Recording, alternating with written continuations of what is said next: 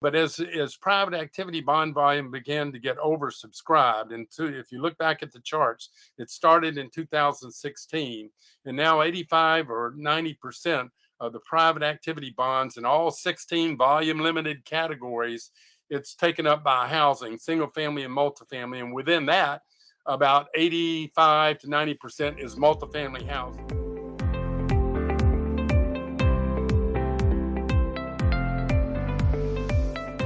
Welcome to Buzz House, a Baker Tilly podcast where you can find all the buzz around multifamily housing. I'm Don Bernards, the partner in charge of Baker Tilly's multifamily housing practice. And I'm Garrick Gibson, a partner at Baker Tilly, also specializing in consulting on multifamily housing transactions across the country. Each week, we'll bring you a guest or a topic in the multifamily housing industry that will help you win now and anticipate tomorrow. Let's get started. We are very excited to welcome into the Buzz House today Wade Norris, a partner at the law firm Norris George Ostrow. Many of our listeners may be very familiar with Wade, who is truly a leader in the tax-exempt bond finance field. You know, not only, of course, for working on over 3,000 bond financings, looking at Wade's resume, which is absolutely incredible, but more, I think what's just so exciting, Wade, is you've been played a major role in many of the innovative bond strategies we've seen, over the last, decade or so, including a couple of the bond financing products we're going to be talking about today, which are the use of tax-exempt high-yield bonds to create workforce housing for both public and the public sector and also 501c3 borrowers. So really excited, Wade, for you to join us today. And with that, we're going to jump into our discussion, and I have Garrick start the discussion. Garrick? Thanks, Don. And Wade, we're obviously grateful to have you on the Buzz House podcast. Before we get into some questions, why don't you go ahead and let our listeners know a little bit about the work you do and who your clients are? Sure. Thank you, Garrick. Well, we are a Washington, D.C. based boutique law firm. We specialize in the tax-exempt debt side of multifamily housing, affordable rental projects. That's by and large what we do. That's probably 85% of our practice. And we do it all over the United States. In a given year, we'll probably touch 35 states, give or take, and very focused. We mainly in representing clients on the tax-exempt debt side of the affordable multifamily rentals. They really fall into two categories. Number one, we represent underwriting firms, broker-dealer firms, and public offerings of tax-exempt multifamily housing bonds. We help develop the short-term cashback program that is used widely with FHA loans and rural development loans. We played a major role in the development of Fannie Mae MTEBS product.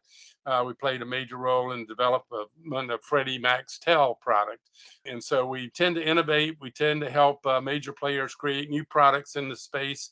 And we then represent the underwriters in publicly offered deals, or as you know, probably 65 to 75% of the $21 billion a year of private activity bonds for multifamily housing are typically private placements. And so we also represent 8 or 10 major banks who are players in that space acquiring tax-exempt debt and private placements. We have 10 lawyers, 5 financial analysts, paralegals, total head count of about 20 people.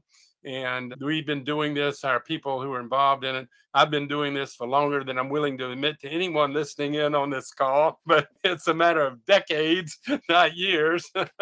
But we enjoy it. We're very focused on it.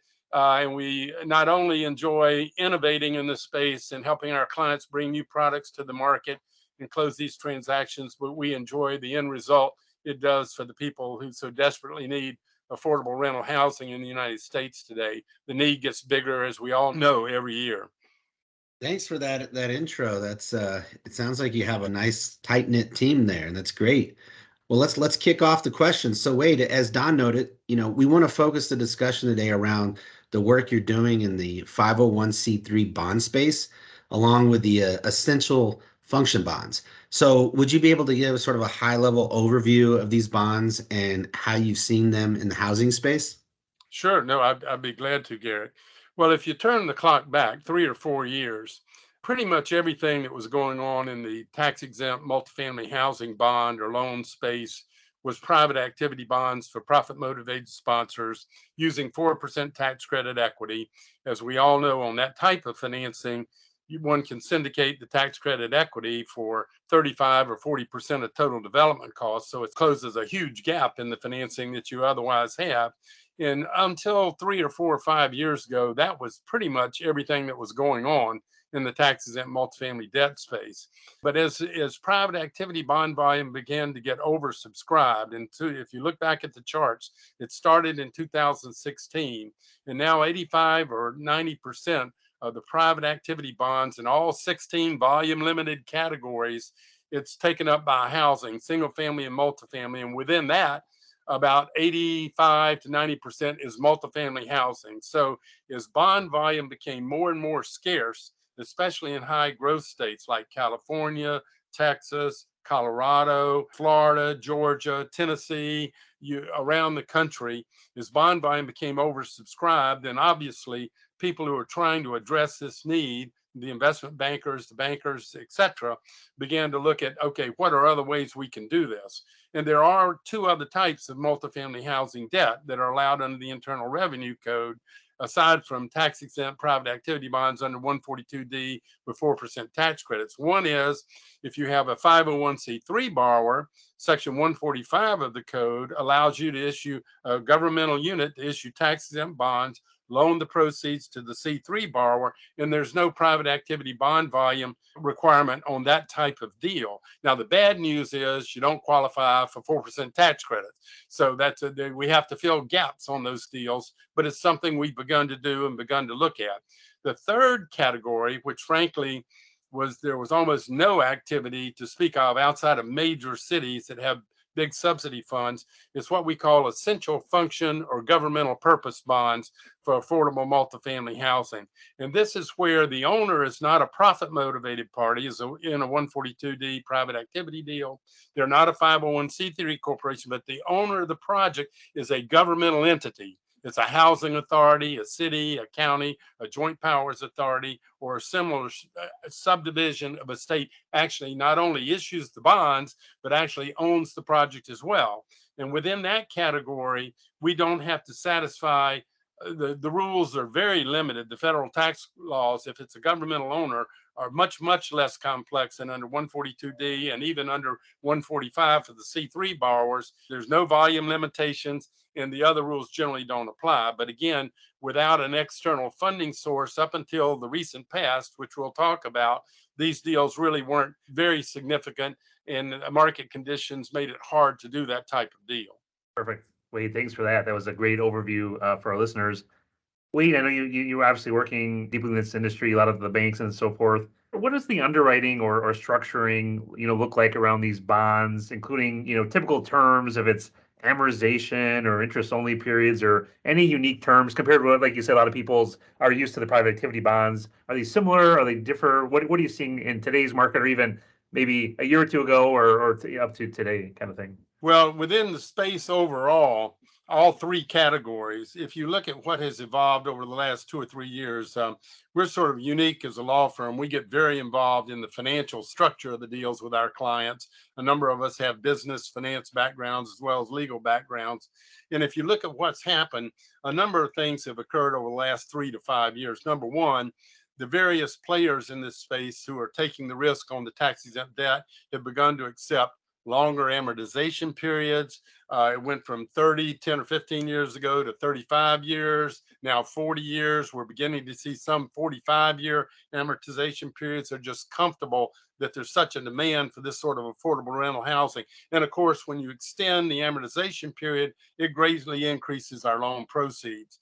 And so we've had developments like that. We do see some interest-only periods, particularly on deals where we have stabilized properties where you're not doing new construction or major rehab. Terms like that have gotten more generous, if you will. As we've moved into the C3 space in the essential function governmentally owned space in the last couple of years, they're really starting in the spring of 2019. There was a major development that started that has affected the C3 deals and the governmentally owned deals that have made them more feasible. Basically, if you look at the muni bond market, it's a $450 billion a year market. Now, 30% of that are the tax-exempt municipal bond funds, where people invest through a bond fund. And as they have money coming in, they have to put it to work. And if you look at starting in 2019, we had major inflows to tax-exempt muni bond funds. People were trying to get their money to work in debt products. The world was awash with cash, and everyone was trying to put it to work. So these funds had money coming in at a rate of 8 or 10 billion a month, faster than it was going out the door. And so when you've got that money coming in, you've got to invest it. And it really drove the yields down on unrated high yield paper, because these are sophisticated buyers. They can do the real estate underwriting. They can accept the risk of buying a non-credit enhanced unrated bond. They're the most sophisticated buyers there are. And so they began to actually reach out. Our underwriter clients actually started reporting 3 years ago that they were getting calls from the bond fund saying, "What do you got for me? I need some paper. We need to put this money to work, and we, unrated is fine. We want to make sure it's sound, but if it's a good model, we'll look at it for you, etc." So as that evolved over 2 years, and in 2020 through the end of 21, we had substantial inflows to the muni bond funds. And so what happened as a result of that, some very creative people on the first deal of this essential function bond category for workforce housing was in April of 2019. And they realized that, look, we can actually raise money at a yield of 3 or 3.5, well, at that time, 3.5 to 4%. We can go out and buy a privately owned Class A or A minus apartment property at a cap rate of 4.25 or 4.50. And if I can raise capital at a rate of a yield of 3.75, I can not only pay the purchase price of the project to move it into governmental ownership from the private ownership today, but I can cover the cost of funding 6 or 8 points of reserves that we put into these deals, and I can cover the cost of issuance of doing the deals. And so we actually had, and once again, I've been doing this for decades, not years, but in my career, I've almost never seen a time when you could get 100% financing for this type of project out of the debt side of the deal without someone writing a major check on the equity side. But the market conditions that we had actually created an environment where that was a possibility. So they began in California to do this in April of 19. These are large deals. Generally, these are 200 or 300 unit apartment properties. They're generally in your suburban cities outside of the major cities in California where this evolved, your peripheral cities, but where there's still a huge need for affordable workforce housing. The policemen, the firemen, the nurses, the school teachers cannot afford to live there. They're living 50 miles from their jobs. And so they began to say, yes, if we can actually acquire ownership of a property, we'll lower the rents about 10% to give lower rents. But if we can make this work, we'll sign on and do the deal. And so we began to see the deals. If you look at what has happened in California in 2019, 20, and 21, there were 45 of these financings that closed. There were $8 billion of tax-exempt bonds that were raised. What happens is when you put the project into public ownership, you create real estate tax exemption. And we use the extra cash flow from that to make the units affordable for people at 80%, 120% of area median income. So that's the basic dynamic here. By putting it into public ownership, we create the real estate tax exemption. We use the substantial freed up cash flow to make the units affordable for workforce housing, not 60% and below, but 80, 100, 120 in that category. But if you look at the 8 billion of bonds in those 45 issues, to put it in perspective, the whole country issues 21 billion of private activity multifamily bonds in a year. And that's in one state over 2 years, 8 billion of bonds for this new category of essential workforce housing bonds. And so we've now begun to do these in Texas. We closed our first deal there last December, the second deal in February, a third deal closed in March. We are closing the fourth deal there tomorrow, and we have another deal going into the market this coming week. And so it's really beginning to emerge in Texas. And I think you will then see it in other states where they have this same need. They have a robust economy that will support the model, and they have the same need for this. That was a lot, but that's interesting. It's I hope to see it sort of spread through many other states. I think it will. Yeah, I mean, there are a couple of things that drive it. Number one, you have to look at the real estate tax rate. Now, in Texas, where they have no state income tax, your millage rates are 2% or 2.3% per year. So if you create real estate tax relief, you free up a lot of cash flow, and it helps you make deals work, even in this market where yields on these bonds have gone from 3% in the summer of 2021 to above 6% today.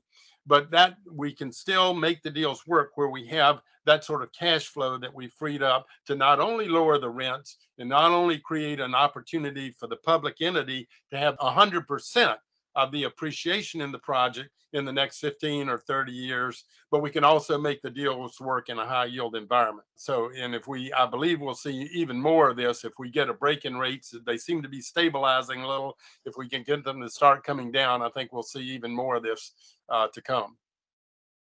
That's great. Don and I are always discussing the rates and watching, and hopefully they go down. In that same vein, Wade, so have you worked on actual partnerships where the financing has been one of obviously these two products that we're discussing, but perhaps where a for-profit entity brought the property forward to a nonprofit or government entity, and what's unique around that specific structure? Well, that structure is done, and again, since 2015, that's been a widely used structure in Texas, for example, because in Texas, if you have at least 50% of the units that are below 80% of area median income, you can create the real estate tax relief. And you have to have another 40% not greater than 120, and then 10% can be market rate as a general rule. But in Texas, private developers can come in and provide the equity, and basically they will bring the housing authority, the housing finance corporation into the partnership, make them a partner. They'll get 15 or 20% of the cash flow and residual in the deal. They'll actually take title to the property. They will assign it to the governmental entity, who will then lease it back to the partnership, which creates the real estate tax relief. And you can do deals that way. And a lot of deals have been done that way. Now, when a deal is done that way, obviously you've got an equity partner in there supplying a major portion of equity capital. And not always, but some of those deals use tax exempt financing for if they satisfy the requirements under Section 142D, 20 at 50, 40 at 60, et cetera. But a number of those deals aren't necessarily in that category. They're middle income. In that case, generally, you'll just go out and get a taxable loan from Freddie Mac or some other taxable lender because you have a substantial equity component in the deal. Now, from the standpoint of the public entity, number one, it is not nearly as complex as doing the 100% affordable deals that I've talked about, like we've done in California and we've just begun to do in Texas, where the governmental entity owns 100% of the project from day one without writing a check. But these deals are much more complex, harder to make them work, and those deals have been done for quite some time and quite effectively.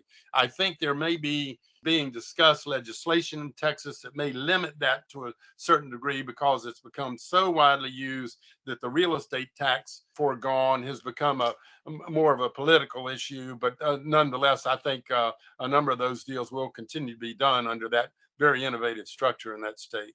Yeah, that's a good point, because I worked on a couple of public facility corporation transactions, and and as they spread it, you're right. It's you're losing out on the property taxes. So, I don't know. Are they baking in pilots or other forms to spread that, the funds to either the school districts who are likely missing that? I think, frankly, because those often don't involve tax exempt debt, which is what we specialize in, we don't really get involved in a lot of those deals. We know how they work. We're around them. We know the players. But I think there are special arrangements often that are made that soften the blow for the real estate taxes foregone. And that's even true to a certain degree on the essential function deals that we do. Wade, you touched on, right, a lot of the volume in California and Texas, and touched on, hey, maybe this can kind of, be a tool around the country. What are, as, maybe developers listening to us today, or we know workforce housing is a need everywhere, right? We all know that. What are some risks, or what, is it borrowing? I assume these are mostly non-recourse. What are risks, or how do you educate a municipality that I want to own, multifamily housing? How do you start that discussion? Oh, no, that's a great question. Thanks, Don. And for the developers who are listening in today, yeah, I mean, you got to ask yourself the question. I'm a developer. I know how to do that. I get a developer fee and I put money at risk, spend 2 or 3 years getting this thing ready to go if it's new construction. And then I get a big reward. I get a 10 or 12 or 15 point developer fee because I've gone at risk in a major way over a 2 or 3 year period. Well, these deals generally don't work that way, but they do work. You actually have a more limited exposure, a shorter time frame involvement. The comp is lower, but there are opportunities in this space if you're a sophisticated development firm. And what we call the developer in these deals, these 100% affordable deals, and I'll talk about C3 ownership in a minute. You can do these types of deals with C3s as well. But nonetheless, the developer, we call them the project administrator, okay? And what the developer does is they go out and they locate the property in a jurisdiction where they believe the housing authority, the housing finance corporation, or the city, the governmental entity, will be interested in doing this deal. And so they will negotiate, they'll work with an underwriter. The financial models on these deals are excruciatingly complex, but they will model the deal to make sure that at current interest rates and what we can do on the debt side, we think we can make this work and deliver it to the governmental owner and cover the reserves and the cost of doing the deal. And they'll make sure the governmental unit where the project is located is willing to play ball and interested in doing this. That's a big threshold question. But once they get a comfort level that, yes, it'll work and the governmental unit wants to do it, then what happens is they'll sign a purchase sale agreement with the current owner of the property. Again, most of this is not new construction. It's stabilized Class A minus properties. They'll put down a point or a point and a half deposit. So the average deal size in California over the last 3 years was $138 million. So that's a lot of money, right? But they're going to put up a point or a point and a half deposit. And the seller in a hot real estate market will give you 90 or 60 or 90 or 120 days to close. And so when you sign that purchase sale agreement, put up the deposit, then you're off to the races. And they'll do all the third party reports. They'll have all that ready to go. We'll run the model. And then boom, as soon as the city signs on or the HFC signs on, we're off to the races doing the documents and doing everything to get ready to market the bonds and close the deal. What do they get compensated? They'll get a point or two in cash up front. They generally take back junior subordinate tax exempt debt that is delivered to them at closing without payment by them as a portion of their fee for doing the deal. That may be 4 or 5% of the purchase price of the project. So it's 4 or 5 points on the deal. And they'll get an ongoing asset management role and fee where they'll collect maybe 10 or 12 basis points a year to work with the property manager. They're not the manager. We're going to hire a blue chip manager to run this to make the bond funds happy, but they'll work with them to funnel the financial information coming in once we've closed to the buy side so they'll know how the projects are doing and they'll get paid a 10 or 12 basis point fee per year for doing it. So the bad news is it's not a 12 or 15 point developer fee, right? The good news is it's not 2 or 3 years, it's 6 months and you have less at risk. And the comp may be less, but it's still, if you know how to do it and you put the time and effort into it and you can move quickly, it's been viable. There are probably 6 or 8 or 10 development firms that have done this in a significant way. Very good. Wade, we really appreciate you joining us today on the Buzz House. And I think I know our listeners are always looking for creative strategies to preserve affordable housing, create workforce housing. So Garrick and I have talked about this and very excited to continue the conversation and see, again, spreading through other parts of the country. So Great. And just a couple closing things. And I know everyone is busy these days, but a big thing that has driven this has been that the bond funds have been willing to accept for the first time our modeling these transactions in strong markets, real estate markets, high growth markets like California and Texas, assuming a 3% per year increase in rents and expenses, not 0, not 2 and 3. If I can assume 3 and 3 rather than 0, it expands my loan proceeds on a 35 or 40 year deal by 60%. If I can do 3 and 3 over 35 or 40 years instead of 2 and 3 on rent and expense growth assumption, I can increase my proceeds 25% over 2 and 3. So that has helped us counteract the rise in interest rates that we've seen this past year by the fact that they're willing to accept that. And there's a soft principal amortization that we use in these deals where we don't use mandatory sinking funds or serial maturities. Basically, the bond funds have been willing to accept a model where we schedule amortization out of what is left after operating expenses and paying interest on the bonds. Whatever is left amortizes principal. But if you get behind in a 6-month or a 1-year period, no problem. As long as you catch it up, you'll be fine. You won't be in default. So those two things have helped on these deals, whether we've got a public owner or a C3 owner, which can use this model, have really helped us make these deals viable, notwithstanding the increase in rates. Very exciting.